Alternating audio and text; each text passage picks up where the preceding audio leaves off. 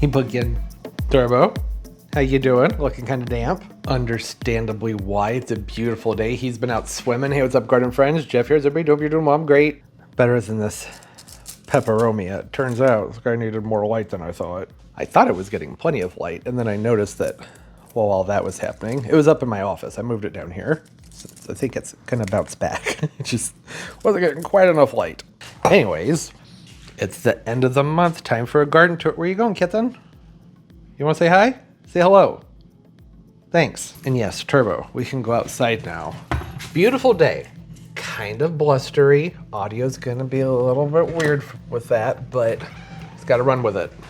There's been a lot going on out here. Lots of stuff planting. Not a lot coming up yet. We'll talk about that. Oh, hey, bee. Where'd you go? Where'd you go? Been seeing lots of bees out here. It's one of the reasons I wanted... Didn't give a backstory. I planted up a whole bunch of spring containers. I mean, whole bunch. Went pretty crazy with the spring flowers this year. I vary from year to year with my spring planting. Sometimes I get really into it. Sometimes I just skip it altogether. A lot of it just depends on what I'm seeing available and the time of year. Our winters into spring happen pretty quickly, and then the spring is kind of short. So with the plants that really like more of a cool season, sometimes I'm more on the fence about whether or not I feel like planting them up, because it can sort of feel like a waste of time and money sometimes if they don't have them out at the nurseries early enough. But this year, I was seeing these things out around late February into early March. So I was like, okay, well, that's going to give a few months of color. Sometimes I don't see much of a selection until, I don't know, late March into April. When that's the case, I'm not going to bother. Now I'm going to be pulling it all up come early May for summer annuals, right? So that's what's been going on here. Just having fun with color, trying to brighten things up, because the garden, well, there's just not much to look at this time of year. Started off actually, I think this was the last thing I did. I don't know the order. The order doesn't matter. The videos have been out. You can go back and watch them. I did a lot of hyacinths here in this terracotta. See? I bought them in a pack. Pre-sprouted.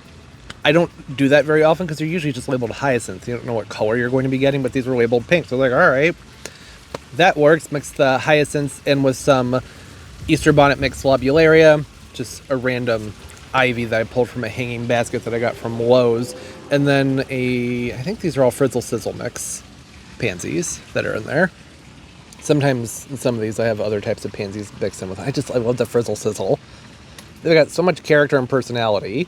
Texture, great texture. The hyacinth have just popped up. This is a show-off forsythia. I'm not really that crazy about. I shouldn't say I'm not crazy about it. I should say I'm disappointed, because I thought the whole point of this one was supposed to be that its flowers lasted longer and it bloomed like all the way up to branches, but I guess it has lasted longer than a lot of the other forsythias I've grown, but only by like, I don't know, a week or so. It's been in bloom for about 3 weeks. It's been a while since I've grown forsythia, so maybe I'm wrong there, but these didn't, for me at least, this didn't bloom all the way up. It bloomed to about here, which is close. Maybe I'm just, my expectations were probably too high. Whatever the case, it's still beautiful. The forsythia I will probably end up keeping potted. They're not one of my favorite shrubs. I'm not nuts about how forsythias look in the landscape when they're not in bloom. And I think these are hardy to like zone 4, right? So they should be fine in a container during the winter time. May have to move it to a container that holds on to moisture better than a terracotta though. And then what else did I do? Over here, well, you can see it's pansies. I think that's more of the matrix mix. More of those lobularia, some tete-a-tete daffodils, and some pretty purple pincushions up there. Came up top, pansies mixed with the Dianthus, and then there's some blue-eyed girl daisies over here. Man, that is some wind. Lots of wind blowing things around. I did a lot with the Dianthus this year. This one back here is an impulse buy. I probably shouldn't have got it. It turned out to be red. At the store, do you remember this video? Did you guys watch it? That looked like it was more of like a intense fuchsia, but it's aged out into red. I'm not crazy about, but I got it because I like the Dianthus that has that more icy blue foliage on it, and I love the fragrance, so I like to have a lot of Dianthus around. So I put the Dianthus down here in this container as well. Now this one I made for someone else, and I'll be giving it to them eventually, but right now I'm still enjoying it. Has a little boxwood in it, can't remember the type on it, more that ivy In here, violas. Don't remember the mix, but violas popped in there with a double flower white Dianthus. So these, they had some flowers down low, and now they're getting ready to open the ones that are up high. So I really could actually probably speed that up and just pop that off of there. Doesn't need it. And this is Candy Tuft. I cannot remember the variety name. It's one of the ones from Monrovia. I know it's not the magenta, because I really like the magenta, but I haven't been able to find it for sale. It's the only one I've been able to find for sale. It's that one. Lilac, maybe. I love this planter. I think that came out looking really good. It's nice and clean, sharp. The campanella in the middle, I think, is beautiful. I like that color purple that's on there. I don't have a variety name on it. I could take some guesses and have made some, but don't know for sure. Hens and chicks. These have been in this container for about 3 years. I should probably do something with them because it's not a nice long container that they can spread out in. But they just overwinter in this so well. Keep stuttering because the wind keeps startling me. Hopefully the audio is going to be okay. Right now I'm facing away from everything. Or what else I could do with this would be to go ahead and just pop these guys off right here and stick on some soil somewhere else and just let these guys stay right there. I'd like to see them bloom this year. It's sort of a double-edged sword though, because when they bloom, you lose the mother plant, but they just keep sending out babies. So that really doesn't matter. These just have been super sturdy in this container. And hens and chicks, Sempervivum, tend to be pretty sturdy. But my experience with them is that it's kind of hit or miss. I need to plant a lot of varieties to find out which ones are going to be the most tolerant of my conditions. And what you doing? What you doing? Get out of there. This is an Everrio, I don't know. Carex, one of the southern living sedge grasses. I need to do a cutback on it. That's all that's winter foliage. I have a whole bunch more of those in the greenhouse cold frame plastic pop-up box thing where I overwintered a lot of plants. Had a lot of stuff in there and things did pretty well. This is my first year using that greenhouse. I can go over and have a look at it. So most of the plants are out of it at this point. All I have left are, well, there's a couple windmill palms. I could move those out. And then some bamboo palms I picked up for a very good price on clearance that need a little bit of rehab. I could move just about everything that's in here out. The Chinese fan palm can go. I'll leave the hibiscus because we're having pretty cool nights. I'll leave the banana, we're having cool nights. The cypress could definitely come out. That doesn't need to be down there. But I pulled the bulk of everything out. So that's what I'm going to be talking about when we're done talking about the spring planters, is everything I've planted. I planted a lot in the last week. Around, I don't know, 30, 40 plants, something like that. And roughly, probably 18 of those being decent-sized shrubs. Oh, the fig. I love the fig. Need to get that repotted. Pottery blowing all over the place here. I'll probably be leaving this up for another, I don't know, maybe 2 weeks. I'm just going to keep watching the forecast. This is going to be a nifty spot to have as plants come rolling in. I have like 3 orders coming in the mail today. And I think we have a low of 39 next week, which is probably fine for just about nothing in here would be bothered all that much by a brief snap into the 30s, upper 30s that is. But just seems like a good idea to keep it out here just in case. I'm going to wait until mid-April, and then by mid-April, maybe around April 10th, I'll be able to see the extended forecast that's going to be happening for the rest of the month, and then I can pull it down. Because it is an eyesore, and it hasn't made me motivated to clean up over here because, meaning eyesore. But it's nifty, so I've been glad to have it. Here's some more spring stuff. These are little tiny pussy willow grafts. Something I didn't mention when I planted these up that I probably should have is that these are not these little grafted trees. They're adorable. Oh, look at that. It's so stinking cute. Isn't it? I love that. They're not that practical, though, because, well, that trunk's not going to grow. But these stems are going to want to keep going. So what you end up with is a really weird-looking kind of cousin-it thing flowing across the ground if you put them in the ground. Or you can just keep them pruned up real high. That's an option, too. I'm not going to get rid of them. I was supposed to give a couple of them away. I think this one right here going to be going to someone here in a week or so. I'm probably keeping that one because it's beautiful. I think that one has somewhere it's supposed to be going too. In the front of this one, have the English daisies that I need to do some deadheading on. Didn't even notice that. Probably should have thought about that when I located this behind the furniture. It's not the easiest spot to get to do the deadheading. I gotta pull that stuff out. Then there's more of that Easter mix, lobularia, different colors, and I think there's just a couple frizzle sizzles in there. Tete-a-tete daffodils. I love the tete-a-tetes. They just keep blooming. They bloom and bloom and bloom. They're so pretty. And then there's romaine lettuce in the back. I just wanted more green, and I had so much lettuce, I figured, why not? Just go ahead and get it in there. I think it makes for a nice background. Looks good. Looks better than the plastic green stuff on the walls there that needs to be fixed up. Anything fun? No, you get it. Just pansies and alyssum. This one smells so good.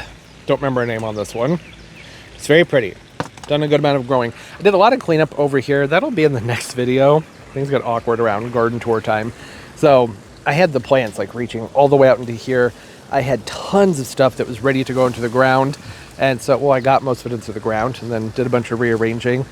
Moved some things back here. This is the Ponceris, trifoliate flying dragon. I know where this needs to go, and it's the only plant, maybe like one of 3 plants left that I haven't gotten into the ground yet, but it's getting ready to bloom. And I want to go ahead and let it bloom. I don't want to disturb its roots. I want to let it go ahead and flower, and it's in more of a sheltered spot right here. Getting them this big, it's not easy to do. They don't sell them around here, not at nurseries that I've ever seen them, so I have to order it. They're kind of pricey when you get them this big. That's a big height, so I'm just trying to be very gentle with it. Recurvifolias overwintered wonderfully, as you would expect. I'm pretty sure they're in the garage for the coldest part of the winter. They don't have to be, but they're in containers, so I'm trying to be more careful with them. Chinese fan palm out here looking pretty good. Got a gloriosa variegated that I was hoping would give me more spring color. When you have the cooler nights, you get a nice pink tinge to the outside of the variegation. I didn't get much of any of that. It was just a little bit down here, but nowhere near as nice and vibrant as what I was hoping for. But there's still time. I think it might need to flush into more of an active growth. This is the awesome Pretty Limits oleander from Proven Winners. I gotta say, I'm really liking this one. Now, it's supposed to be one that maintains a nice shape and just flowers like crazy. This one has not been a strong flowering oleander for me, but I appreciate an oleander even for the structure because I like the kind of breeziness of this. So this is going to get a repot soon. It's outgrown this container, and I probably need to give it a big chop too, so it'll fill back out and get more bushiness to it. And we'll see if maybe this year it'll want to do some more blooming. I got this a few years ago in a haul from Proven Winners. I think it was the year these came out, and it was just a tiny little thing, maybe 6 inches tall, I don't know. So took it 3 years to get this big. The other thing, and the main thing I really like about this, is that it has been really cold hardy for me. Super, super tough. The other oleanders, like the Calypso, I had these outside. They were over there, kind of in that hot tub area, in the late fall into winter, and the Calypso ones burned and just looked awful around 15 degrees. And you can't even tell that this experienced that kind of cold. It looked totally fine, and that's when I brought them in. But this one went down to 15, had a little bit of snow and ice on it very briefly, because that's when I was moving them in, and it didn't skip a beat. It could use some help though, and that's, I think, largely more because it needs a repot, and the spring sun is really intense. The air is more dry this time of year, which an oleander can handle. It's been tough. Now that I'm seeing the split up top right here, there's really no reason it shouldn't be getting a good amount of flowers out of these. You see that when they come up here and they start to do this. That's when you should start to see some buds on the inside. And I can see where I think it's going to want to. This was the last spring container that I did, and I had planned on doing this last because I bought a lot of stuff. Bulbs and annuals and fillers, and I decided that what I wanted to do was anything that was left once I had this stuff done, I just wanted to pile into this container, and oh my gosh, did I pile. I love this pot. It's just a hodgepodge of spring stuff. Basically everything I could find available this time of year. Where I live, you know, you're lucky to find alyssum and pansies. This year I was so surprised to see that they had the stalk out, the ranunculus, the English daisies. This is like, 3 weeks ago? Usually you have to wait a lot longer than that. So I might actually get to see some growth out of some of these plants too, because half the time when I do go ahead and plant them up, they don't have a lot of time. They just have like maybe a month or two, so that's why I don't want to spend too much money on them, because you don't get a lot of time out of them. But anyways, we already talked about that. It is a lovely blend of just random spring color. I've been coming out here in the morning. That's where I sit and relax, because the scent from the lobularia and the stalk and the dianthus behind me, it just smells so freaking good. Like clove and spice and just sweet, nice, clean spring smells. Most of the pansies are from a mix that's called there's the tag. Held on to it right there. The Grandio White Rose with Blotch. And that's these. The main reason I even bought this entire flat, which was risky, because most of them looked like this one, white. white with the rose blotch, but there was one in that entire flat that was just beautiful, and it's starting to fade out now, but it's this one, where it's kind of a light pink with more of a purple on the inside, and I think that that might be just what these white ones age into. That's what I'm hoping. So all the pansies I had that were left, I just jammed back here in the corner so you can see them, just barely from in the house through that window, and everything else I did right around here. This windmill palm had a kind of wonky shaped root ball on it when I repotted it, so I wasn't really able to center it perfectly. You can see how the trunk's a little bit closer to this edge than that edge, so I wanted to make sure that edge was facing forward and I could get all that lovely color in there. Tried to disperse the oranges and the purples and things evenly, but you know, they're not always in bloom. A lot of them weren't in bloom when I potted this up, so that can make it more difficult to tell. Are you done? Or are you just now open here? I think that one's done. I'll go ahead and snap that out of there. What is this, like Midnight Marvel mix, something like that? Oh, hold on. Sorbet Pink Halo. That's the violas that are right here. And this was like Midnight something. The rest are Frizzle Sizzles, and then the other ones that I showed you. The white Ranunculus. Look at them. I don't normally go for the white Ranunculus. I usually like really bright, vibrant colors with these, but I really like that they had that really soft, I don't know if you can see it. I can't see my screen, the sun's on it, but there's a really soft green in the very middle of them. I thought that looked really nice. I'm looking forward to, or really I should say, I'm mostly just hopeful that the stalk will put on some size. Sometimes when I plant stock, it just kind of holds still and doesn't do much. I don't know if that's because it just gets too warm for them too quickly. So, you know, flowers in general, when you have a nice shift into the cooler evenings, a lot of flowers, not just spring flowers, tend to really appreciate that. But it won't be long, the next month or two, and we're going to be having more of the warm evenings. That's usually when the stalk starts to fizzle out on me. I'm just hoping that we get some more movement out of them. They're still blooming. They're actually opening up new blooms. I may come in with some of these. Whoa. Okay, you done? That was like a solid 3 minutes of just nonstop drama with the wind. Yeah, long story, not so short, because I've already been talking about it. I would hope that this year I get some more height out of the stock. We will see. Other times I've grown them, it's been in hanging baskets, and that may have something to do with it too. I think that having them in a container, they should do well. One thing I did with this pot that was really stupid, and I shouldn't have done, is that underneath all these, there's about 40 daffodil bulbs, or 30. I can't remember, 30, 40, it's a lot. And my thinking was that they would pop up kind of behind everything, which I think they will, but I also think that I may have planted a whole bunch of stuff on top of some of them, which would typically be fine, except that, well, they should be coming up by now. I hopefully didn't just kill them, and I'm not gonna end up just finding a whole bunch of rotten daffodils underneath everything. Oh, time will tell. It's a weird daffodil. I don't even know why I have it. I kind of remember ordering it, but then I looked them up. I had them in my wine fridge all winter long, and I brought them out and then looked up the picture. They're called Bellabomb Bay. I don't know. They're kind of weird looking. Sometimes I'm into that, and I enjoy the weird looking daffs, but these are, I don't know, I didn't need 50 of them. That's how things go sometimes. You know, winter, late fall, start to do the plant orders, and weird decisions happen. So much color. So another reason that I did try and get a whole bunch of flowers going out here wasn't just because I found them available. There's still been years where they had stuff out and I was like, I'm gonna skip it. Was that I don't know, I just felt this like sense of responsibility to have some flowers out here for the bees. About 2 weeks ago, I got all the leaves cleaned up. I generally do some cleanup for everything that's on like the pavement in the fall, but the stuff that's in the lawn and in the garden, I tend to just leave.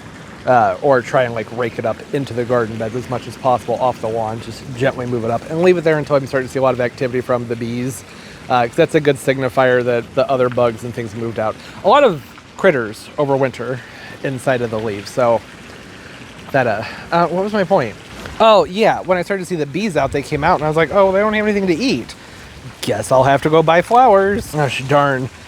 Environmental integrity. No, they have food sources. They're wild animals. They know what to do. Over here, I had talked a few weeks ago about planting up these big deck box planters with some of these annual slush perennials. These right here, the sky blue, halo blue violas. And then I was thinking I was like, these can be perennial here, and they'll seed all over the place typically. At least the little no-name ones. violas will self-seed all over the place. So that's why they're still sitting in their containers, because I've been thinking about, at least with the violas, maybe doing something else with them. I'm also thinking about maybe doing something totally different with these containers this year. They have the U's in here, the Hicks, or the Hicks, or I think they're Hicks. They might be Hilliais. Hilliais. These are Hillii U's. The only difference is I believe the Hillii state is a little bit smaller. The Hicks get slightly larger, right? Yes? You didn't give a height on here? Just says 5 to 10 feet. Okay, well, the Hickseyi should go more like 10, 12 feet. Have the sort of ranunculus in there, and I was going to plant them up and everything, and I was like, I might do something different with them, so here they sit. I also, and talked about this, I think a couple of times, that I really didn't want to come in here and disturb these ranunculus. They were already so established. They've grown a lot. They had their flowers down nice and tight in here, mostly buds. They're putting on some height and looking good. But when they're in their container that tight, it just seems like such a bad idea to come in and start dividing them up to put them into a container. It's like, you know what? This is fine. This is fine. Looks a little bit sloppy, but that's all right. It was partially just an impulse buy, and just, you know, these are the consequences of that. Things look a little bit sloppy. I'm glad I got them, because they're absolutely beautiful. Ranunculus are one of the few plants where I really do need snips to deadhead them half the time. You give them a quick pull. Sometimes that'll do the trick, but some of them just turn into mush if you wait too long. Like that one, that didn't want to come off. Oh, those petals went flying. That was kind of pretty. Yeah, I've also been having to come over here and rotate them, which is another reason that it was kind of good to keep them in a container, because I have that option, right? When they're in a container, to come in and give them little turns and rotate them. So much. The wind's blowing the fan. I have a banana over here. It's a super dwarf. Picked this up from a nursery. It's from 2023. It has its planter tag on it. So this one might be big enough to put on some fruit this year, which is exciting. I brought out, that's so much shadow. Here, let me get out of the way. That's all you need to see. Big, beautiful leaf. Golden dragon from the grow space. Really just says running out of space. And I was like, you know, I mean, I love it, but I won't be heartbroken if some frost hits it. So I was like, this is the one. That's the one that's going to come out to make more space. Hasn't minded. Usually up against this wall right here, things are more sheltered. I have which is a little arb. That's all that is. It's just a little arb. No, it's not. Is it? Yes. There's another one with a lemon balm cypress in it. So lemon balm cypress, that's why I was confused there. Blue-eyed girl, osteos, some candy tuft that can go into the landscape when that container's done. I have one sting arb over here. I had 4, and I got 3 of them planted up, and when we're done talking about the flowers, we'll go and talk about everything that's been planted up. Talk about some possible projects going on this year. Oh, here comes another one. Oh, whoa, whoa, whoa, whoa, hey, hi. And that's why there's there's bags of mulch all over the place out here that I haven't put down yet, because they're what keeping this greenhouse from blowing away. Fatsia over here, overwintered pretty well inside. Got a little bit crispy, but that happens. I think it's gonna push right through that and be fine. This was another spring container I did with a lemon ball that just wasn't looking too hot. So went ahead and I potted up in here. Figured it had a better shot getting in here. It has some windburn on it. I think it'll be okay. Just some tete-a-tetes, and then some, you know, things, right? English daisies, frizzle sizzles, and yeah, we were talking about that. I'm actually not positive these are tete-a-tetes. I think they are. Look, a little bit tall, but these are more in the shades. They're stretched out more. We are a zone 6B, 7A. We did officially get moved to 7A not long ago, but I'm not buying it. I'm gonna keep saying 6B, 7A. I was saying 6A, 6B for several years. Now I'm saying 6B, 7A. We drop below 0 most years. This year, we didn't. I don't think we did. If we did, it was very brief. That brings back some of these evergreens. They add some privacy. It's nice having color out here during the fall into winter time. This is the time of year now and then early to midsummer when all the perennials and everything have flushed out and all the tropicals are out and everything's filled in, where it's those are really good times to evaluate spaces that need to be filled. And in the spring and winter, I spend a good amount of time out here, late winter into spring, just looking around going, ugh. Because I love my garden for about 6 to 7 months out of the year. I'd like to love it for the rest of the year. There's so much out here that just dies down, so there's nothing to look at during the winter time. Then I have other plants that should be hardy in a zone 7 but aren't doing great, like that little gem magnolia. So really the only winter interest in this entire bed over here is just, well, the trunks from the heptacodium, which has done some great growing. And then sometimes the sable minors stay up and stay evergreen. Not this year, even though we didn't drop below 0. We had a lot of precipitation. The needle palm, I didn't do any protecting on this year. I let it take all the snow, all the ice, everything. Has some brown stuff on it, but not looking too bad. And then these sable miners get covered up. They should, if I want them to look nice and not have to wait for them to flush back out. There's just not much to look at, right? So that's been a focus of mine this spring. It's been more on perennials, not just in this bed, but throughout the rest of the garden. Shrubbery type things. Man, do you hear that? It sounds like just roaring wind. Right now I'm slightly sheltered by it. It's not like it's up there. It hasn't come down here yet. I do like the flesh from the dune grass that comes out early winter. Love this stuff. Would not plant it if you don't have a spot to keep it out of a lawn or something like that, because it will fill in very quickly. But so vibrant. And I love the color, and it has that nice airiness to it. Okay, so here's where we go as far as some of the plantings go. Then I'll try and remember to talk about winter. We'll just move through. And I'll talk about what's new and what else is going on in my thoughts with those spots. Planted a hydrangea right here. The berry white. They're a decent sized one. I think they should go about 7-8 feet. They have really nice magenta-ish flowers on them. We can come back and look at it. I'll just show you the tag. That's going to save me a lot of time in editing. If I just show you the picture. Can you see it? I can't see my screen. Is it beautiful? Similar to the strawberry vanilla. So over here by the pool, we have the strawberry vanillas. Love them. They're an older variety, so the flower heads are really heavy and they flop down, but they're giant. Huge flower heads. I like hydrangeas, particularly the panicles, because, you know, they bloom on new wood, and they can be somewhat versatile. More sun is usually better for them. You can see there's going to be more shade over there, at least in the morning on that side than on this side. I still put one on each side. This one's probably going to have a different growth habit to it, but I think that's going to be okay. So when you come in the gate now, you're going to have hydrangeas on each side, and then you'll be walking into the hydrangeas on each side of the steps over there. I also put... I love them so much. There's a little sting and another little sting. I have to come in here and pull all this back, and I need to get a trellis put up here on top of this fence to get everything moving up on, because that's not going to work, right? The vine's going to eat that alive. But those are both sting arborvitaes, which go like, I think 18 to 24 inches wide at the max and like 20 or 30 feet tall. So they're just green points. They're one of those plants where they just look ridiculous enough to make me love them. Like a puffer fish. They're a ridiculous fish. Like, everything about them should be, ew, what? But you look at them and you go, oh my gosh, that's adorable. And now the hedge.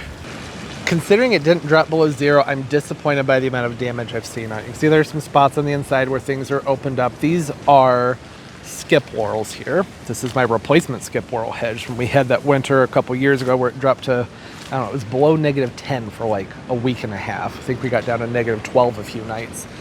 And they were covered and had lights on and everything, but it just wasn't enough. So I've still been covering these up. I had big bags on them during the winter. You can see the lights that I keep on them to add some extra heat. And that's working out okay for like these main 3 right here, but the 2 on the ends, they're just not looking hot. There's plenty of hope for them. You can see that they are sprouting out. There's buds coming up all the way down on all of them, so that's a good sign. I came in and I gave everything a good amount of holly tone and some compost and pulled the mulch back up. And the main thing now is just to encourage them to get growing. You can see over here, though, I mean, there's just so much dead on the inside of this one. I'm going to give it a prune back. May end up just pulling this one. I don't know.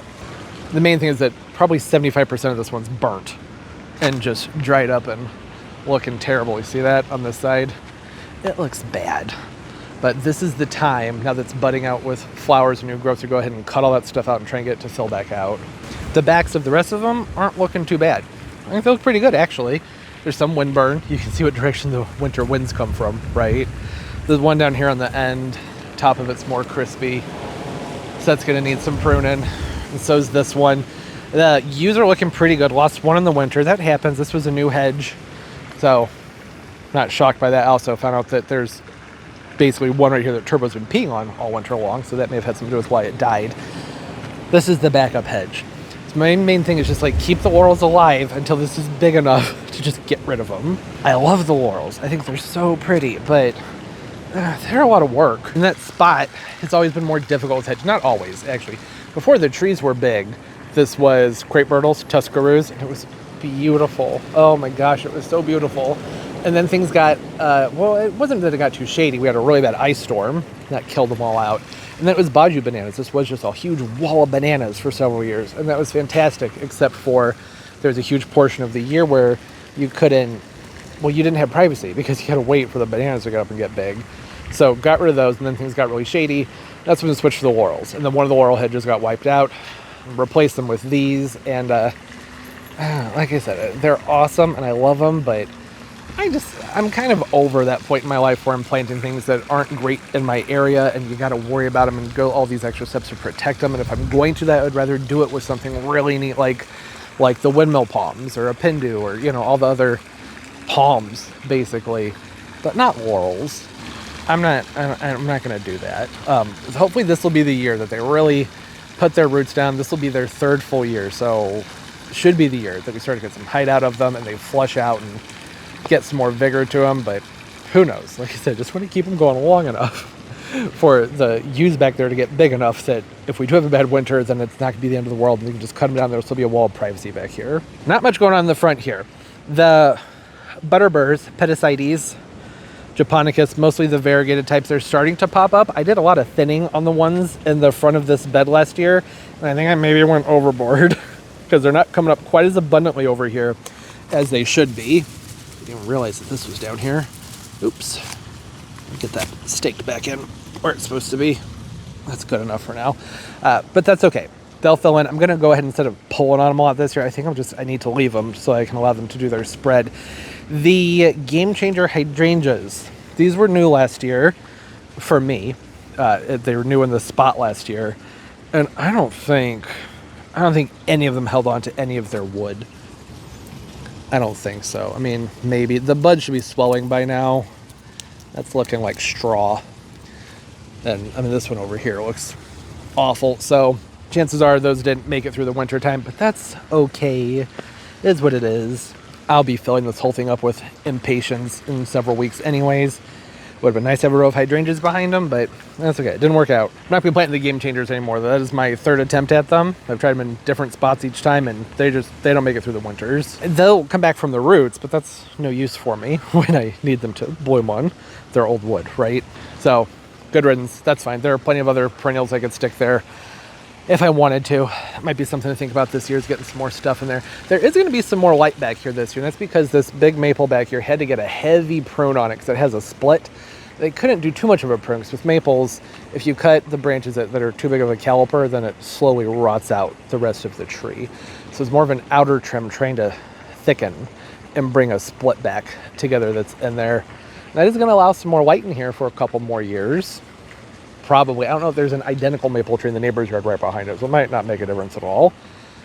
We'll see. I'm going to plant as if things are shady. That just makes life easier. Just plant as if the shade's going to be there because the trees have grown, and that's what my garden's like now. I spent a lot of years fighting it, and the last, I don't know, year or two I've been going, okay, well, you know what? This is just a mature garden. Things have changed. Things are much more shady over here and behind me, and over here things are much more new because, well, I had to get rid of things. Like there was a huge magnolia that's gone now, and so had to replant. That's okay. But like I said, I don't want to fight it anymore. I'd rather just get things into those spots that do better, as opposed to being like, oh, I'll give this a try even though I know it needs more sun. I'm not doing that. I'll do it with some things if I really like them and really want to try and make them work, but otherwise I think that just makes life really chaotic and unnecessary. I planted some more pulmonaria in here. They're different varieties, but I don't care. This one is Shrimp on the Barbie, and these back here are Pinka Blues. I believe the lighting's not great right now, but you can see them. So the Shrimp on the Barbie has a nice pink flower, all pink, and these are a blend of pink and purples. I don't really care. I like them all for their foliage. That's the main thing about the pulmonarias.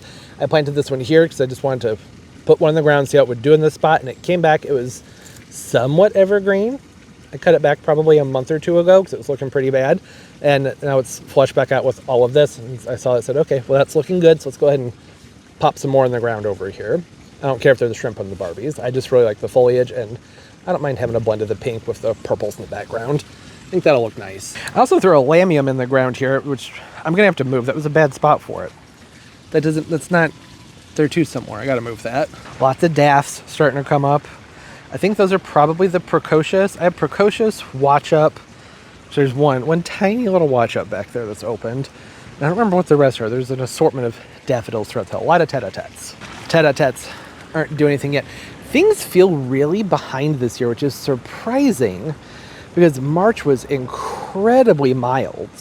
And not just mild, the first couple weeks were pretty warm, which is typical. We tend to have a nice warm 2 weeks of March, and then it cools off and becomes more spring-like for the last 2 weeks. Or the opposite of that happens. You just never really know. But it just feels like things should be further along. Particularly things like the hydrangea trees. I think they're usually budded out more by now. They just started popping open like last night. They're just now starting to get some nubs on them. But aren't they usually like leafed out with just the little green leaves by now? I feel like. Maybe not. Could be in my head. I feel like the daffodils are usually up and going a while ago. Some of the tete-a-tetes that are over here have been going for a while. But the others, nothing. You know, daffodils all have different bloom times on them. It has been fun. I did plant this whole area up, not last year, but the year before in the fall time, with lots of different daffodils and some scilla. Scilla? You know, the tiny little blue things. Let me see if I can find one. I put like 300 of these in the ground. They're so hard to see. And I didn't see any of them come up last year. But this year, I'm starting to see them. Gosh, that is so small. And get you in as close as I can. Is it going to focus? Come on. Come on. There we go. Beautiful. Yeah, I planted 300 of them, which sounds like a lot, but they're tiny little bulbs throughout this hill area right here. And then some down into the front of this berm, mixed in with the tete-a-tetes because they're supposed to have a somewhat similar bloom time. And they kind of did. You can see right here, there's sort of some of that going on with the tets and the scilla underneath it. There's some more scilla down there. So out of the 300 that I planted, I didn't see any of them come up last year, but they must have if they're here this year. I'd say there's maybe like 30. And you know, I just realized those might be the bluebells. I planted, wait. No, sorry, my brain was skipping beats there because I also at the same time planted up a whole bunch of bluebells in here. Never saw anything from the bluebells. The scillas, which I don't know, but they do not look the same. Bluebells are much taller and everything. I'm surprised I didn't see anything on the bluebells because they're a native. But they haven't done anything. That's fine. I'm just happy to see that they're doing something. I love planting daffodils just kind of randomly around the garden beds because they naturalize really well. Not all of them, but a lot of them naturalize really well. And I love seeing them pop up just in the little random patches in the garden bed with the petasites, the butterburs underneath them, which are doing great, by the way. I think there's going to be a really beautiful patch of those over here this year. I let it grow up to about right here, and then I pull from this point and on, and I let them grow up the back of that berm. And this year I let them grow up the front, but I do usually pull them. But they need to get some more size on them. More new plants over here. Early bird, blue and purple clematis. Clematis? What is going on? The wind has me very confused. It's because I'm trying to shuffle covering my mic and talking at the same time. Early bird, purple, blue. Columbine. I don't know why I said clematis. Aren't they beautiful though? You can see that they do kind of have a blue and purple flower to them. Nice plants. I just wanted to get some more perennials. This is what I've been talking about. So those are new. I had 3. I put 2 down here and 1 on the other side of the garden because I want to be able to see them on both sides of the garden. I wanted to plant like 5 of these, just a huge drift of them, but I feel like I could use the space for something better than the columbine. The columbine just like, okay, that'll give me some mid-spring color, mid to late spring color. They're already bloomed out because right, they were at a grower. Yeah, they wouldn't typically be in bloom by now. Also put in some violas down here, and then over here, just with the hopes having them up high that maybe they'll spray around and reseed and just get to have lots of violas over here in the spot that's pretty shady, but gets a good amount of morning sun. Pragan's viburnums. Look at, got some little blooms popping up here. Planted these up a couple of years ago when my neighbor started cutting down all of their trees up there, and I lost all of my privacy and felt very exposed. And I was like, let's just start sticking viburnums in the ground. I didn't even think about how I planted this one way too close to this wall, but that's okay. And I think I planted 3. One of them died. Don't know why. They hadn't done much growing, but last year when I got the drip set up here, you can see the micro sprayer right there. They started doing some growing. Apparently the sprinklers, that was irrigation system that I thought was watering over here. Apparently it wasn't. So that's all new growth back there. Can you see it? Right there. Lots of new growth from last year's new growth. So I'm hoping that if they keep doing that, they'll fill in this wall very nicely. The Buckeye is up there, buckeyeing, loving life. Love that one. It's a red. Whoa, I was supposed to be zooming out. Not in. I'm sorry. My apologies. One with the red flowers. Parvifolia, I think is the name. Not pushing my, I also feel like that's usually more leafed out than this by now too, but maybe not. I don't know, that might all be in my head. So that thing I planted is a little 6-inch, maybe 12-inch starter. that I think I got from mail order natives like a decade ago. And it kept getting pulled. People kept thinking it was a weed, but they weren't getting the roots. And then I have a lawn care company, lawn care. They just mow. That's it. They just mow and weed eat. It's a great price. Only $40. $40 a week. And they do the weed eating and the mowing, and sometimes they edge if they feel like it. That's fantastic. Anyways, they kept cutting it down. But eventually they stopped. And I think I put a cage or something around it. They didn't do much growing though, because this was all viburnums and birch trees back there in the neighbor's yards. The spot was very shaded when those trees grew up, so it just sat still. I don't know if you remember, I used to have a glider over here. It was my grandma's glider. Loved that glider. She died in it and everything, but it started to rust, so I need to get rid of it. And this was right next to us. This is where grandma's death glider was. And now that this is getting more sun, it's really starting to look nice. I need to come in here and do some forming on it. Probably clear out the bottom and let that get it that nice umbrella pattern that you love to see in a buckeye. I think that's going to start to look really pretty here pretty soon. Might take a couple more years, but starting to get some shape to it. Not looking all leggy and scrawny anymore. Hixie I use. Smaller ones. I had the big ones. They were about this size when I planted them. On the back of that berm over there. Planted these up late summer into fall. Did the holly tone, fertilizer, compost, everything with these. So hopefully get some size on them. I liked the idea of these because they'll be able to provide kind of a screen. I planted them in somewhat of an alternating fashion, not necessarily as straight lines. There's 3 right here, viburnum, and 3 over here, that one behind the viburnum. Just doing what I got to do to help break up the view of the neighbor's yard, you know?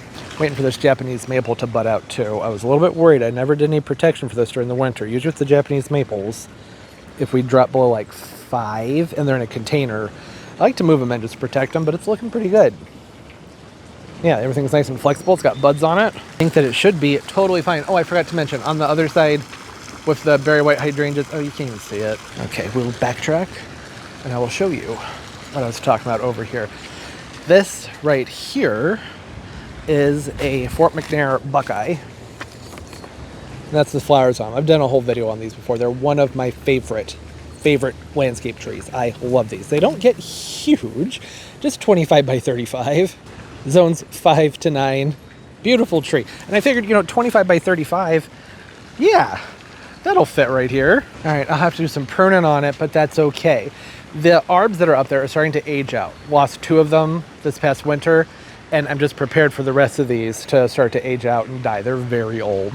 So I want to get a tree or something put in here that's going to start to put on some size. Yes, the Alexander plum goes there during the summertime, but I may not always have the Alexander plum, and I would like to have some more structure out here. Getting trees in the ground is always fun and exciting.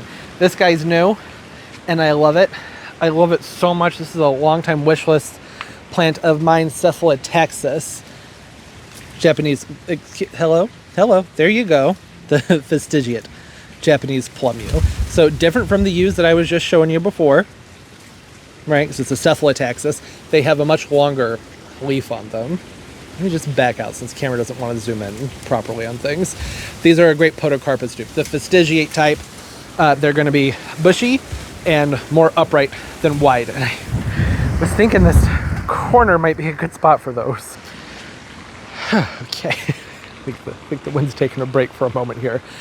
I've always wanted some of these in the garden. I never buy them. They've been selling them for several years around here. I'd read about them when I was a teenager in a book called Palms Won't Grow Here.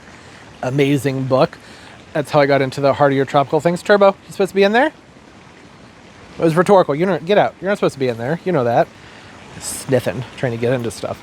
But I could never find them for sale when I was a kid, and then into my early mid-20s. And they started selling them around here. Like they started selling crepe myrtles and the akubas and things like that. They always said, oh, you can't grow those in zone 6. Well, at the time, I think we were zone 5. We got bumped to zone. Anyways, they've been selling, but really small for I think they started at 180, and then the price slowly came down on them. And I found this big guy for I want to say it was $50. That's a great price. Usually when I see them for under $80, they're just tiny little things.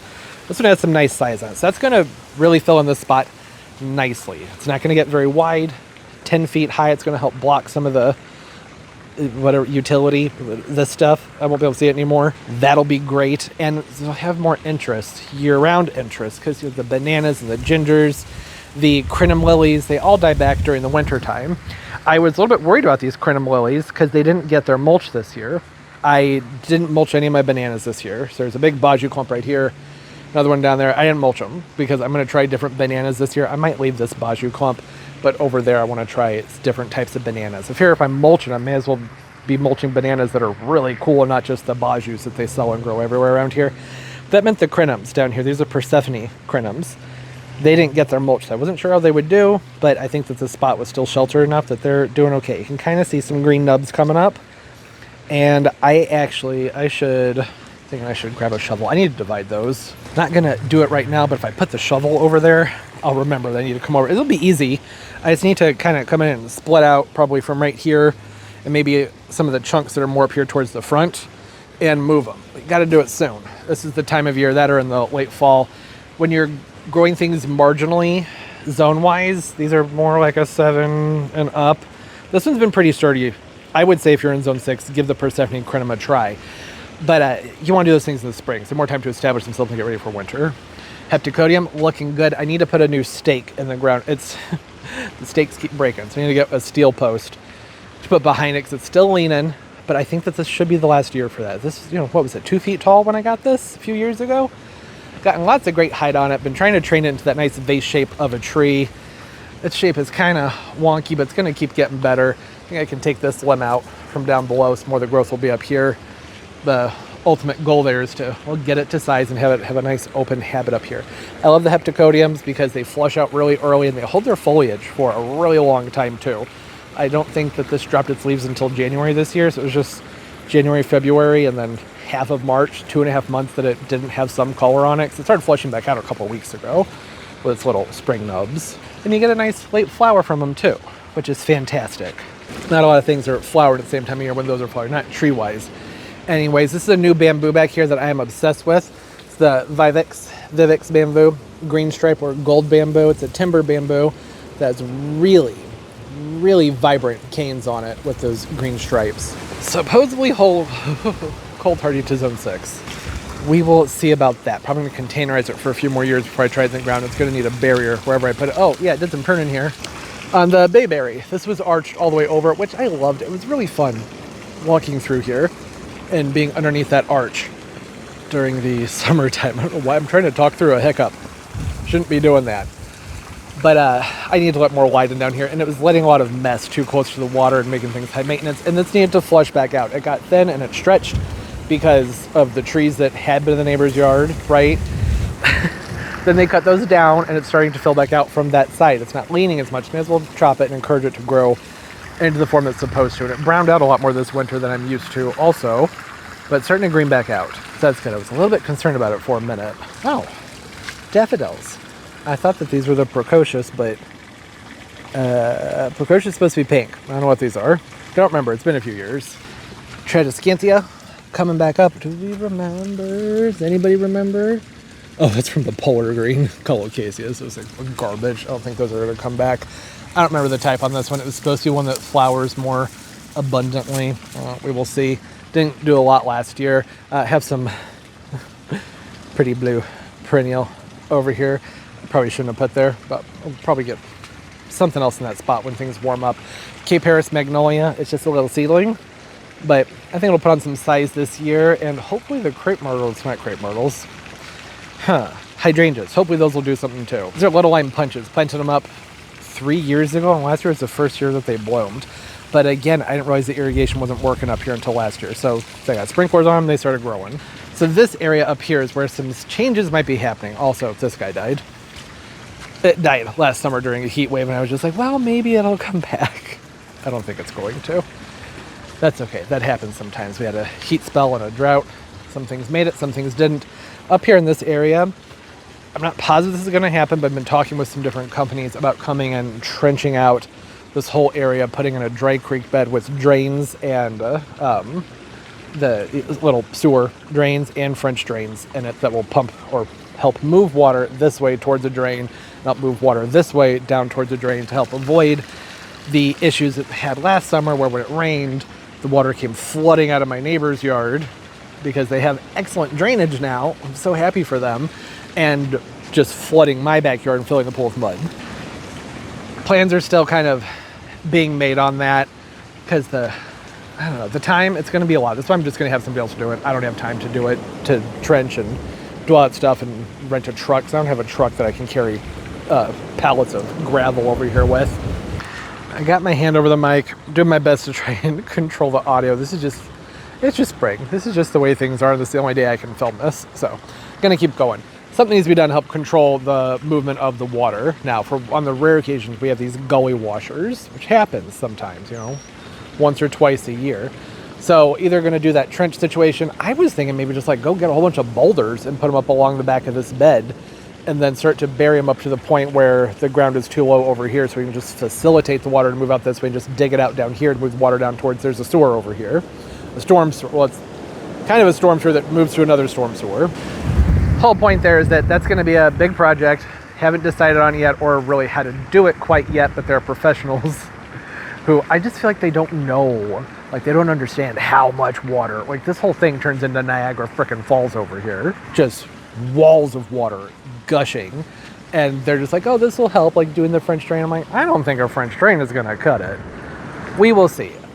Like I was saying, I had more planting I wanted to do in here. I have some leatherleaf viburnums that I picked up. Haven't gotten those planted yet because I wanted to put one kind of like right here, another one over there, and then I would like to take this yew hedge and bring it down around that pine tree and then back down here and really kind of solidify this garden bed. Or probably won't be doing this year, just take this garden bed and bring it up the hill a little bit, kind of like to right here, and bring it up and just have this hole from this spot and on all the way over be garden bed. I don't know if I'll be doing that because that is an area that is just going to suck for digging in. Like big time. Not gonna be fun to dig over there, so I don't know if that'll happen or not. But I think it'd be pretty. I also don't want to take too much more lawn away from the dogs. That's an old habit. My gosh. God, hopefully it just sounds like the nice roar of some ocean waves. Oh, look at the sky. At least the sky's pretty. Haven't seen clouds in a bit. It's like it's either gray and overcast or nothing, just haze and dust that blows up from the desert. That's how things have been over here lately. Lots of new stuff planted over here in my dump garden. Dump garden being the spot where I put things that I like to grow but don't really know where else to put them. And mostly pollinator-friendly things too. Not always, but a lot of it. Like I said, when I was talking about the violas, there's another one that I reserved to put over here, and then the other, not clematis, why do I want to call it a clematis? Columbine, over there. Hopefully both of these plants will be able to another viola there. That'll just kind of seed around and spread. We will see. The Primo Mahogany Monster Heuchera survived its first winter, looking pretty good. I need to come in and clip out all the surrounding stuff. There's some compost I need to spread out more evenly. I was digging holes everywhere over here, so things just got, well, they got messy. It's also where I'm holding on to what's left that needs to be planted. So I have a whole bunch of drift roses over here that I'm just keeping an eye on. I don't know if that's the way to say it. I'm treating these more as samples because I have an area in the front yard where I need to plant 6, but I couldn't decide on which type. So I went and just ordered one of each at a good price in a smaller pot. And I'm going to let them grow for a couple months and see which ones I like the best, and then I'll go buy them from a local nursery. I had to order those from Home Depot. It's a lot of money getting 6 roses, right? I want to make sure I like them, and whichever ones I end up keeping back here, that'll be great. I love having roses in the backyard. That's going to be for a separate video. Here's one of the leather leaves. The other one's in a pot around me. They have the most awesome foliage on them. So typically these leaves are upright. So they still have their sad winter weepy foliage on them, but they just, something about them, I've always loved them. They have more of a cinnamony color bark on the inside. There's a fuzz to everything. I'm not sure of the scent on this one. I can't remember. Do you remember? Are these stinky ones? I don't know. It's been a while since I was around one of them close enough to sniff them in the springtime. But these are the ones where I wanted to plant a few of them, just like in big balls, down there on the other side of the yard. They'll go like 8 to 10. I've seen them get way bigger than that, but I think the tag on here is at 8 to 10. I feel like I've seen these things get freaking huge. But they'll fill in nicely, and they're evergreen mostly. I mean, they do this during the winter. That's just them preserving water. We give them lots of moisture in the springtime. Those will pop right back up. I bet this is dry. I just watered, but it's really, yeah. So this is also last year's nursery's last year's stock where I was.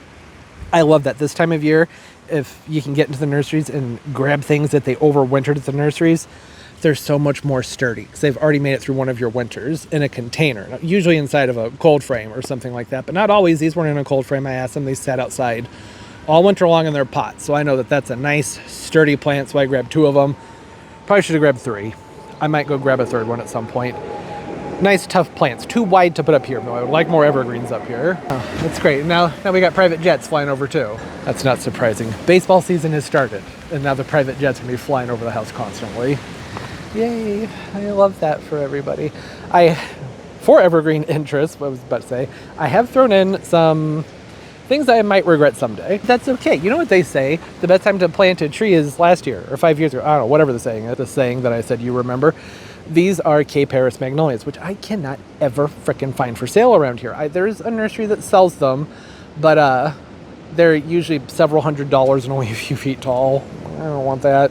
I can get them for like $50 on the internet at a decent size. These I got from Etsy, and I think they were $22 a pop. They're just like branches somebody rooted. I'm fine with that.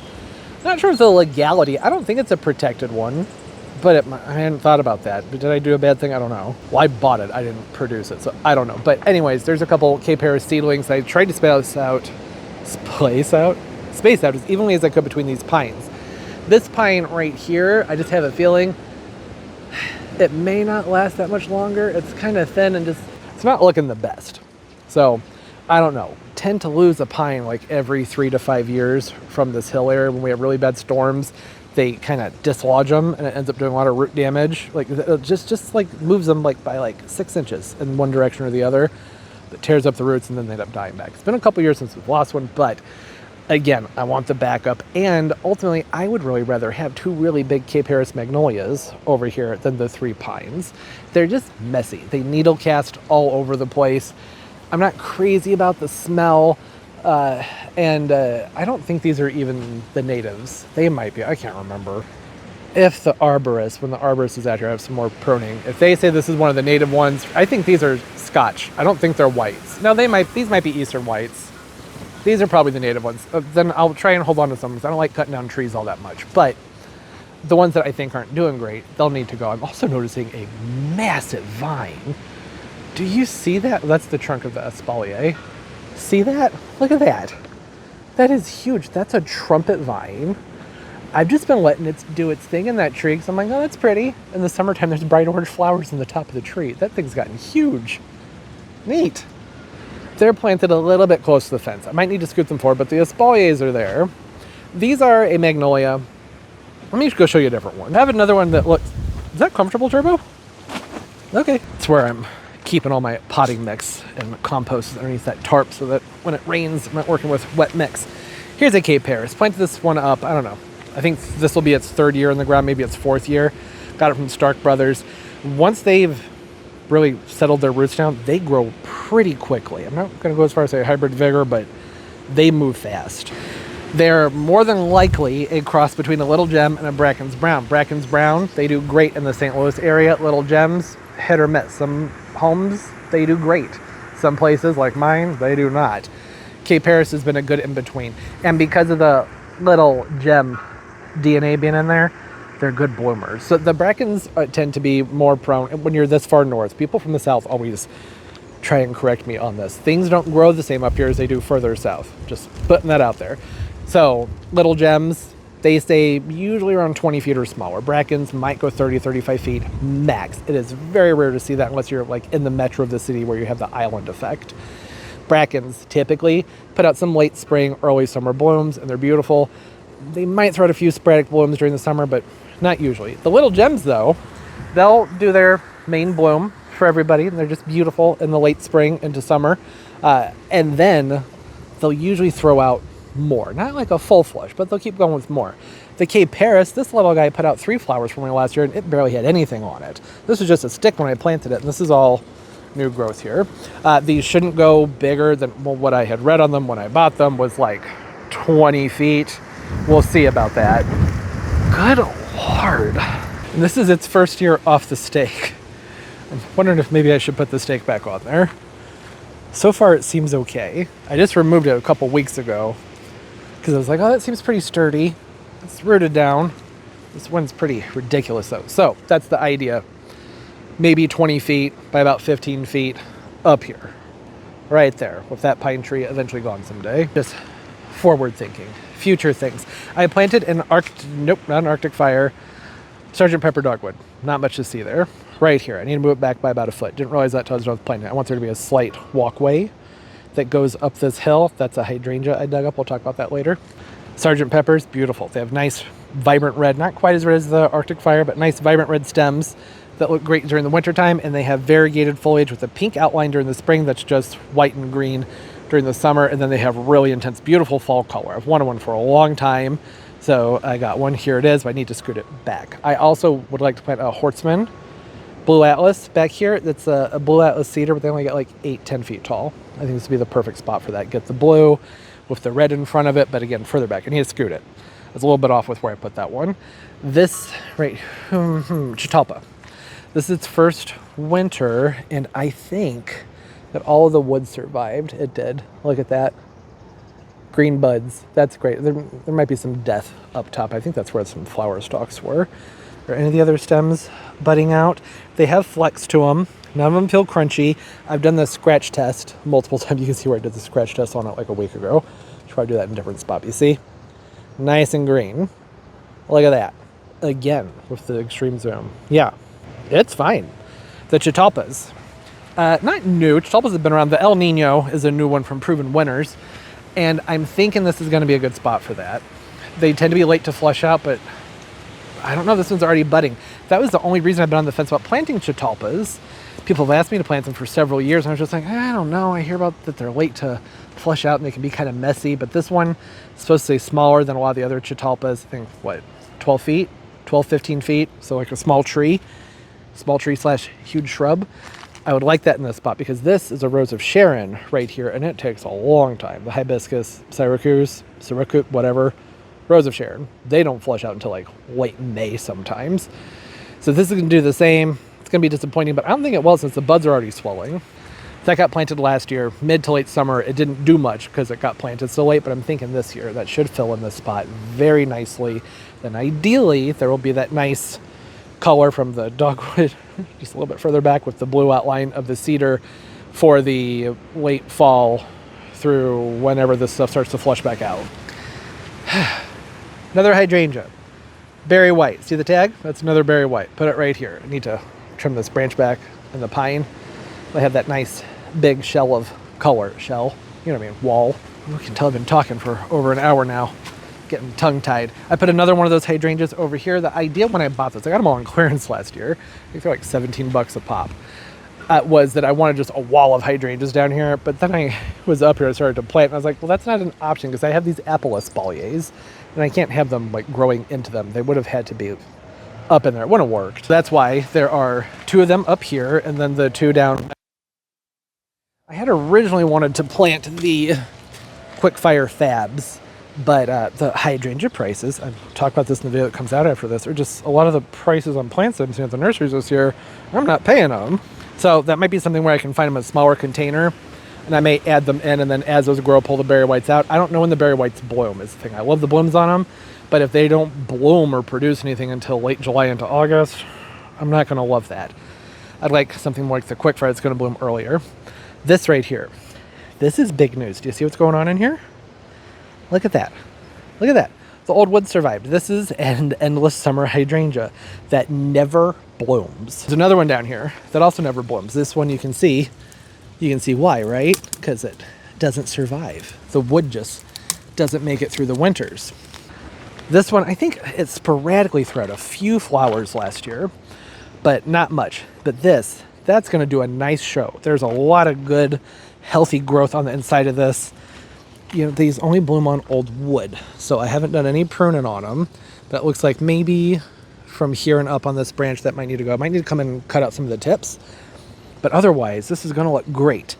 Going to put on a nice show this year, and then I'm going to dig it up and get rid of it. I can only devote so much space to something that's not flowering. It's just an endless summer. It's not worth it. There are lots of other hydrangeas that would be much better. That's why I planted one of the berry whites right next to it. Did things just come full circle? That was the whole point there. It's also why there's a hydrangea just sitting down there, because I dug up one of the other endless summers down there, put the panicle in its place. Should do well there. What is this? I think that's a weed from last year that I didn't get pulled up.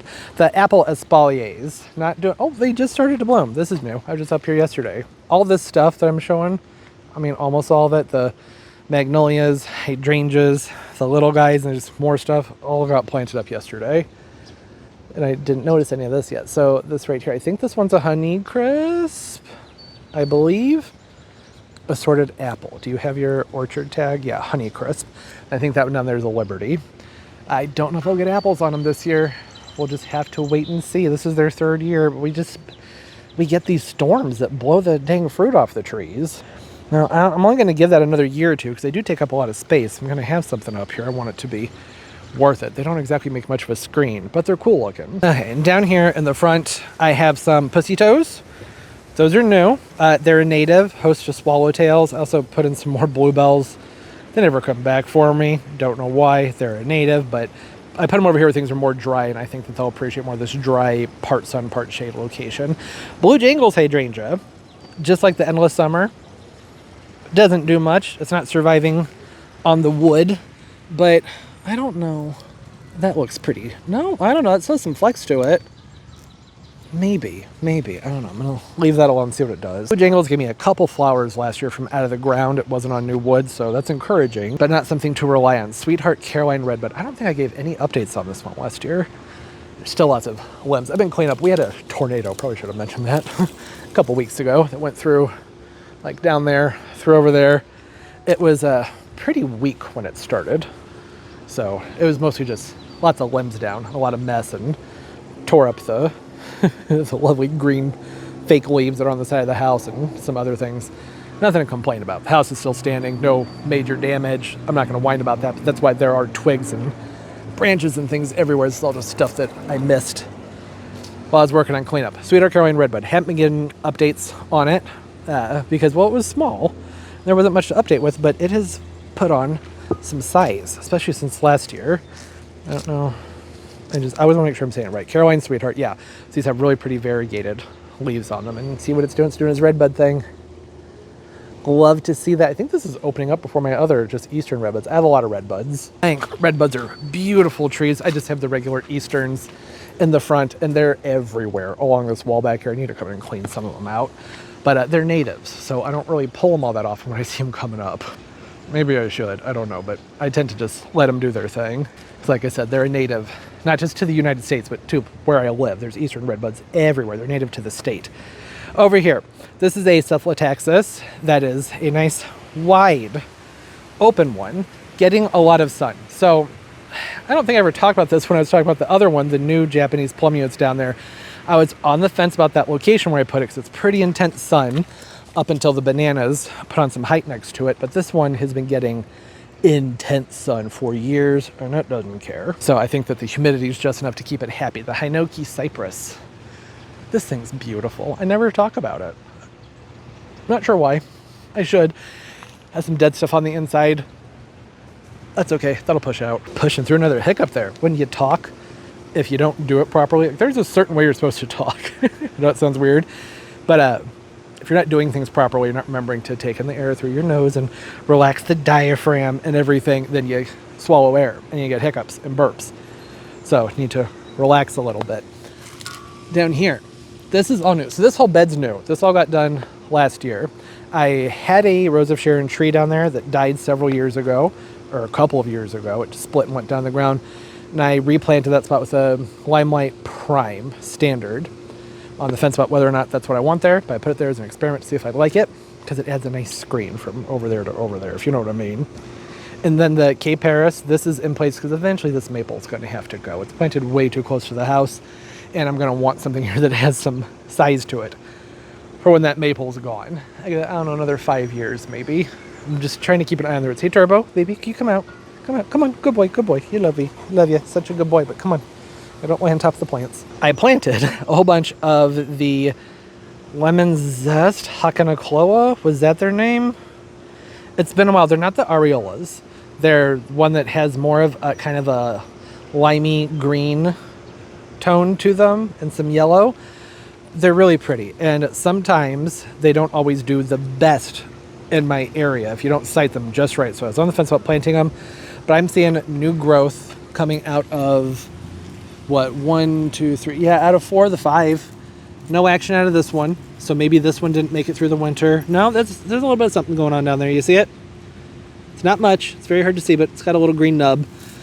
So that's great. getting them through their first winter is always the main thing. Once these have a full year in the ground, they tend to be pretty sturdy and tough grasses. My main thing is I don't want to put on too much growth before the maple flushes out with foliage. It's going to drop all those catkins. It needs to put on some leaves, so these will end up getting scorched.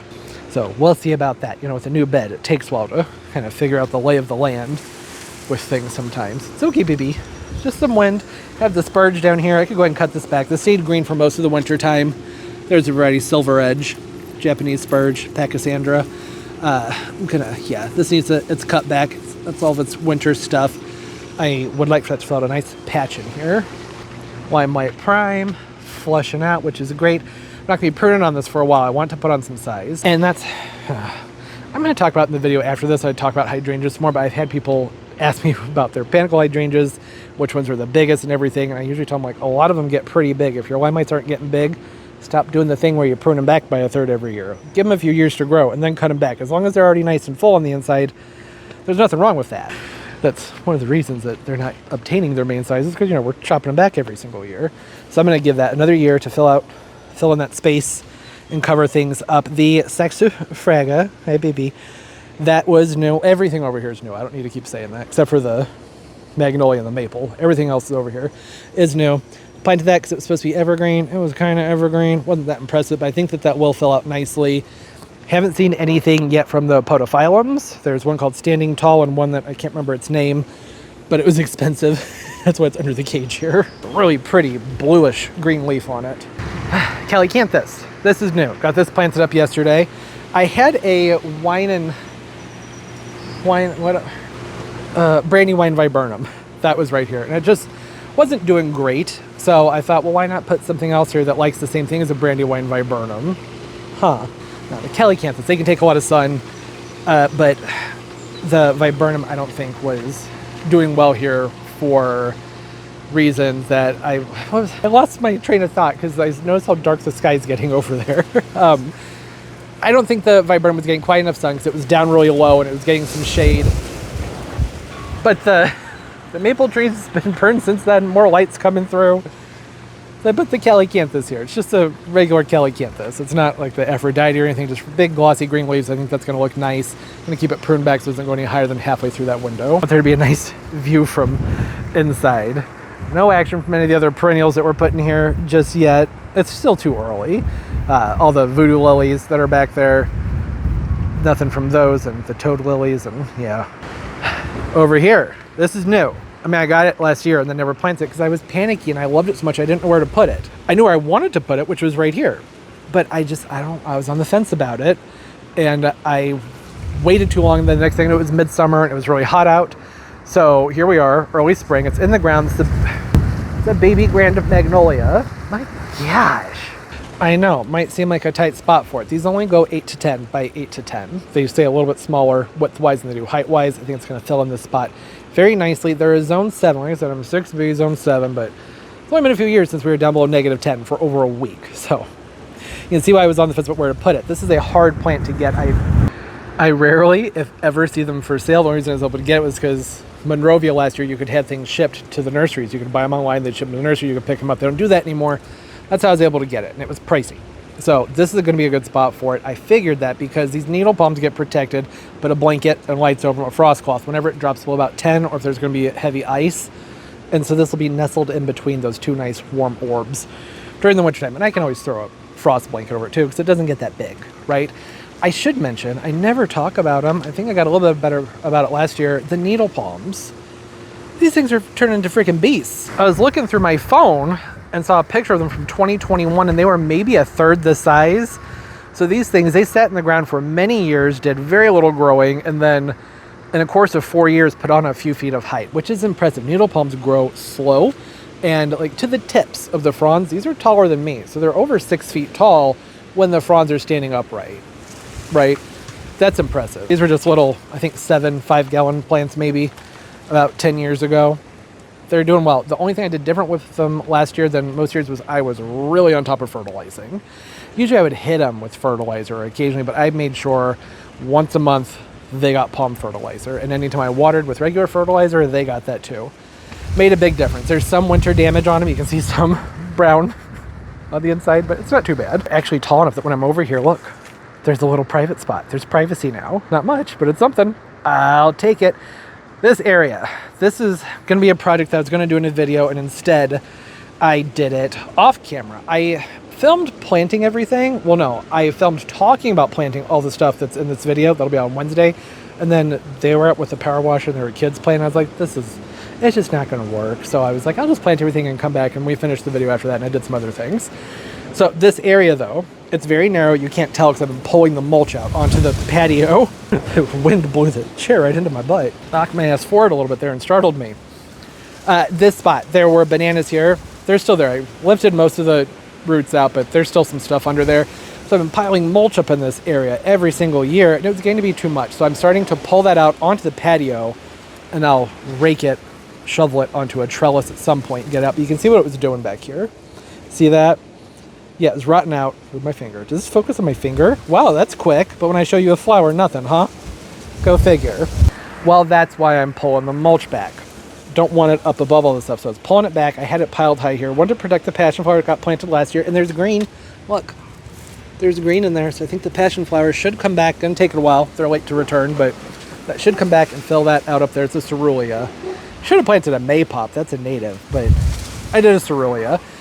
There was nothing here, just the passion flower. There's a little sable minor, the needle palms, and there's a banana that comes up, and a hedychium that's just randomly in here that I'm gonna pull this year. So I wanted some more color over here, and this is one of those things where it's not gonna maybe work out, but I'm gonna try my best to make it happen. It's another Chitalpa. They're very fragrant, and I want that in areas where I'm sitting.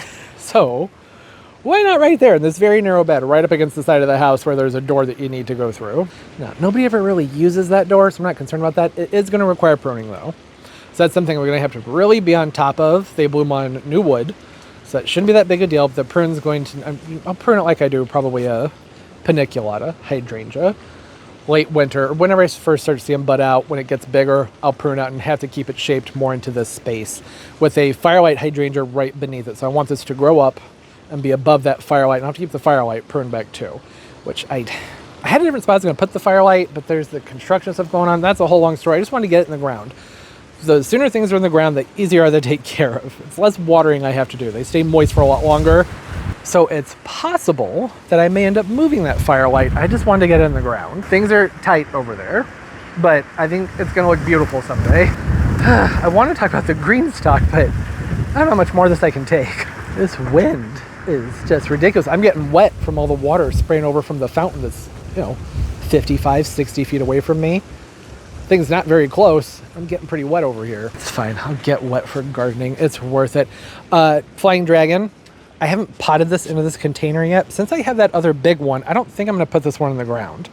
I'm going to put that big one in the ground. They're difficult to have around. They have to go someplace where you're never going to access. You don't have to worry about kids running around them or the pets, because look, and this is small. These thorns get much bigger than that. And it did okay in the pot during the winter time. I had to move it inside for a few weeks, but that's it. I don't know. I really like how it looks in that container. And keep it pruned into a nice shape. Probably limb it out from about down there and lower to let the lower branches thicken out, kind of bonsai it. That might look neat. Just a thought. I have a regular trifoliate orange here. It's not one of the flying dragons. These get bigger. They're beautiful. Semi-evergreen. Not really. They lose most of their foliage during the winter time. Pretty much all of it. But they maintain really nice green stems during the winter time, and they have fruit on them. They're beautiful. The fruit's bitter, but you can eat it if you want to. You could use it for jams and jellies. That one I would like to get into the ground. I was thinking about putting it in between the two magnolias or in a different spot. I don't know. It needs to grow out some more before I do that. Variegated bamboo. I haven't planted that up yet. This is all I have left for all the stuff I bought to do the spring planters, which I think is pretty good. I got through it all. There's one candy tuft left. Oh, I can give you a name. There's one right here.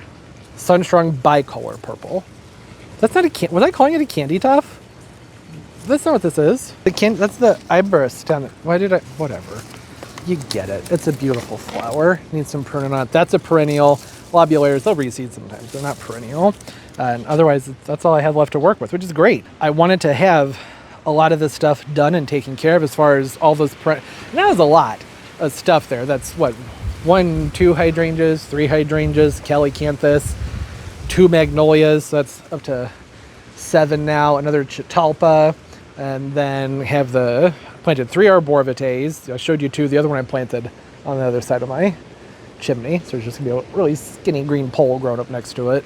That's gonna look awesome. And then all the little perennials, and there's more. It's a buckeye. There's just a lot of stuff that was out here that I was having to water. Get them in the ground, don't have to water them. This is the perfect time of year. The ground's starting to warm up. They're breaking dormancy. Let them break dormancy right into the ground. They'll get moving a lot faster that way. This is new. And I'm going to try and get through this very quickly. It's a green stalk planter, vertical planter. I have the lid for it. Pulls up like that. You fill it up, and it slowly waters everything below. I have in here a mixture of herbs and vegetables. I have 2 Greek oreganos, which I love. Well, you can see I've already been pulling at that one a lot. The lettuce and greens that are in here, these are going to be cut and just come and pull some out when I want it. It's mostly for the pets. I eat too much lettuce to grow my own. There's just no way. I don't have the room for the type of succession planting. Various mints. So this one right here is just a peppermint, red lettuce, spearmint, which is my favorite of the mints. I like chocolate mint too. The spearmint, I wish you could smell it. It smells so freaking good. I had a headache the other night and I came out and I just ripped off one of these leaves and I just put it in my mouth and just sucked on it for a while. It was so soothing. It was very nice. Chives. Way too many chives. I think I have 5 or 6 chive plants in here. They're going from here and down. When I first started planting this up, all I had were the chives and the lettuce. And I was thinking like, oh, I'll do things in a fun spiral pattern. Well, I went ahead and moved most of the lettuce to the bottom because there were lots of other things I'd rather grow in here than just lettuce. So that's why that's down there. I have some chamomile. There's also Italian, that's Greek, but I have Italian oregano in here as well. English thyme, rosemary. I have a Tristan strawberry in here. I like the seascapes, but I haven't seen them, but I do have some seascape starts coming in the mail. This is supposed to be a really good one as far as the everbearings go. I'm going to give that a try in here. It's just one. I don't eat a lot of strawberries, but it's nice to have things around that you can just pick. It's fun. These are the Emerald Tower basils. Started those from seed. They're a nice basil. They just grow up in a nice columnar habit. Keep it pruned back to fit right into this area here. It's not going to get big and bushy. It's going to go straight up. So I have one right there, and then there's another one in here somewhere. Italian oregano. And I think that's the bulk of it. There's the other basil. This is a sweet mint, which I might pull if I can find some chocolate mint. I didn't start any from seed. I prefer the chocolate mint over the sweet mint. 2 chamomiles. And a nasturtium, the Alaska mix. All fun stuff. Edibles, fun to have around. I still have the arrow gardens inside, which have plants that I wanted to put in these, but haven't gotten around to it yet. So there are the little, what are they called? Like windowsill tomatoes and windowsill peppers. I can't remember the names of them. They only get like 12 inches tall. They're tiny, and they're already bearing lots of fruit. That's what I want to put in here, but you can see I already filled it up a lot of the ways. But once it's warm enough to bring the tomatoes out, the lettuce is probably going to start to bolt anyways, and I'll probably put some of that in here, the lettuce and the peppers. And if that doesn't work, I have another one. I mostly got this one because there are flowers that I'd like to grow that I can't grow because I just don't have the sun anymore. But if I have something with wheels, then no problem. Because the issue is that I get lots of sun this time of year. Most of us do, if you live in places where you have a lot of deciduous trees, and the angle of the sun's higher in the sky. But when summer starts to move into like July, August, there's less sun, and then the flowers that I plant for full sun in the springtime don't look as good, but that thing's on wheels, so I can put things in, I can just move it around. I can chase the sun around throughout the seasons. No action just yet from the gingers or the bananas or anything. It's still too early for that, so that's not at all surprising. I was gonna sit there trying to shelter myself from the wind a little bit here. It's drying me out. Yeah, the season's off to a good start. I am so happy to have gotten so many perennials and shrubs in the ground this early, because all that's doing is setting up basically what's going to be great looking plants for the fall and the winter time. And it's going to be nice surprises too, because by the time like all these berry white hydrangeas are blooming, I'll be like, oh yeah, I forgot I planted those. It'll be those huge pinks of those magenta. We'll start off white, but the magenta flowers over there, once they put on some more height. This year I don't know if they'll get there. When they're full grown, it'll be up above. Like the Hinoki cypress is much bigger than that. So I have that color over. And over there, like I said, I'd like to find some quick fire fads, because they're I'm pretty sure they're the earliest to bloom of the panicle type hydrangeas. You just get a few more weeks of blooms at them, and I'd like to have some of that out here. The firelight, did I call it twilight earlier? The firelight hydrangea down there by the Catalpa. I like those because they have more of an open habit to their flowers. The flowers are a little bit bigger and they're spread apart more, and they almost sparkle. There's just something kind of peaceful and relaxing about that one. And I thought that would just look nice through the window with the Catalpa next to it, at least for a few years until they grow together and I have to move one of them. Move the hydrangea, more than likely. I had started to talk about some changes I was thinking about making with the deck box planters. This video's already gotten so long, I don't know if it's really worth waste anybody's time with all that, but that's the planters have the U's in them. I'll talk about that more towards the beginning of the video. I might pull the U's, pot them up, and go back to doing tropicals or annuals in these 2 containers, because it was just bothering me last year. I was not crazy about how these containers, these 2 big boy ones on each side, looked last year. Just having a U, there's not a lot of tropical looking stuff, or just really fun summer looking stuff. Colorful things, I think, look very good with the U's. So I may pull them, pot them, and then just keep them over with my perennials, my little perennial section, potted perennial section. That's where this is going to end up going to. When it's time to move more of the houseplants and other summer annuals out, and put something fun in those like I used to do. And then in the fall, just pop those back in their U's. They can handle it. I can do that for several years, and if they start to look like they're not liking it, just stick them in the ground somewhere. Okay, that's all. This is long. It was very windy. The air's very dry and dusty and polleny, and I'm having trouble talking. Hope everybody's doing well. Hopefully the audio wasn't a complete and total disaster. I won't know when to go back and check. Hopefully you can hear what I was saying, if the wind wasn't too terrible. What's going on in your gardens? Are you getting things moving? You just doing spring stuff? Your bulbs coming up yet? I didn't talk about that. My tulips, I planted several hundred tulips. Not last fall, the fall before, so last year there were lots of tulips out here. Maybe 40 of them have come back up, which is not surprising. I decided I should give that update, since eventually you're going to be seeing tulips. And you're going, where did those come from? Well, they're just left over from a couple years ago. I didn't bulb tone them or put compost around them or anything, so the return's not great. How's the return on your tulips? You doing the things with the annuals, or do you kind of skip them? Like I've talked about how I do that in some years and just kind of save up and wait for the fun summer stuff. Almost time to move the tropicals out. A few more weeks. Can't wait to get more palm trees out here. So I hope everybody's doing well, having a great day, a great life, and everything's just going absolutely beautifully for you. And of course, as always, and most importantly, everybody, keep on growing. Man, that is so pretty. Bye.